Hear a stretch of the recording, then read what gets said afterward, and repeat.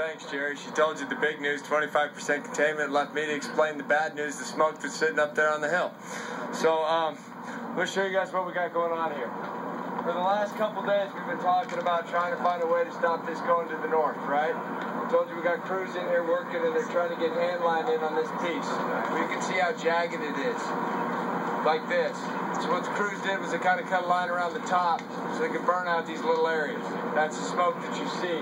They've got a more solid line here, and they're just burning out that little pocket in there. Okay? They got favorable conditions with the clouds, a little bit of the wind at their back. They're going to take that so they can kind of straighten it out a little bit.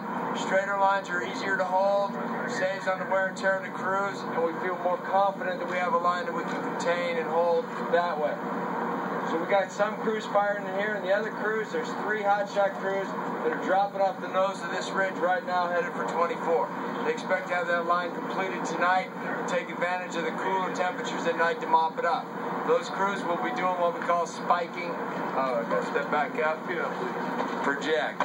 So those crews in that division will be doing what we call spiking out. They will be sleeping in the dirt on the line with one eye on the fire and one eye on their fellow firefighters so that they can get up in the morning first thing and start getting their licks in before the fire wakes up. So we'll make sure they set their alarms nice and early. The other smokes that you've been seeing a little bit of are what we call these islands. Okay, there's a few, not that one. These. What they are is they're unburned pockets of green out in the middle of the fire. And we have not yet got to the point where we can commit resources to going internal to the fire to mopping up those islands. All of our forces are currently deployed, making sure the perimeter stays exactly where it has for the last 2 days. And I'm happy to report that the perimeter has stayed exactly where it's at for the past 2 days. No acreage growth today. The only thing that grew today was our containment, 25%. No additional structures lost. And also happy to report no firefighters injured today. So we had a good day out there, and we're making progress in the right direction. We still have some work to do.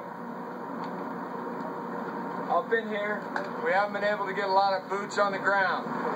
The reason is it's pretty steep. We've been using the retardant in there real heavy to keep that fire stuck up on the ridge. And again, like I said, it hasn't moved. We're getting confident that we're going to be able to get it cooled down enough that we can go in there with boots on the ground and start to put the final licks on the mop up in there and move the black containment lines further around. So the way it stands now is you see some smoke from a firing operation that we think will be successful in completing the line and stopping the spread to the northwest. I think the folks in Woodland Park and Teller County will be happy to know that this line is anticipated being tonight.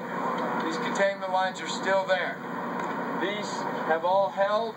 There's no movement of the fire in this direction. Everything is inside the line except for these burns. And just for FYI, the reason we're not concerned about interior islands is they're exactly that. They're well inside any forecast projected or likely spotting distances. So they're just not worth the time and effort at this point in time to go mop up those islands. As we get into this incident a little bit further and we have those containment lines lost or locked in, we know that those green islands represent acreage, trees, watershed value, wildlife habitat. We're not ignoring them. We intend to go do as much as we can to save as much green property up there as possible. But right now we are really focused on the perimeter of this fire and the communities that surround it that could be impacted if we were to lose those lines.